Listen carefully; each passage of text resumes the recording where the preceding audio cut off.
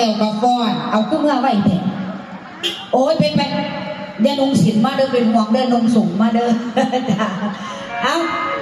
ล่ำแล้วกับฟ้อนล่ำโมมีฟ้อนคือกินบนโมมีผักแต่คนขาหักเกิดกันกับยั่งเดาบนว่าเนาะเอาเกินหานมาใหม่ก่อนสิไปทั้งหน้ามาทั้งหลังนั้น10 นิ้วของภูขามุติลาขอกราบนมัสการ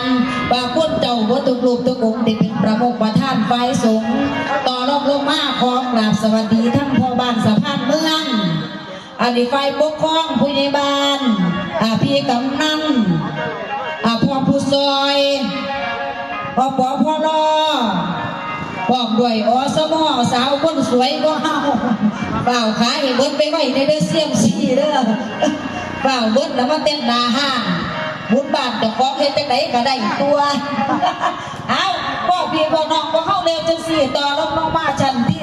3ขอกราบสวัสดีพ่อแม่พี่น้องของเฮาชาวบ้านห้วยน้ำใสเบิดสุขสุขคนเด้อไก่เพ็ญเด้อโอ้ยโดนพอกันเธอหนึ่งน้องไก่เนาะเรื่อยไปเด้แต่ข้าวตะกี้เราไปอยู่น้องไก่คนเป็นเด็กหน่อยน้องไก่เนาะ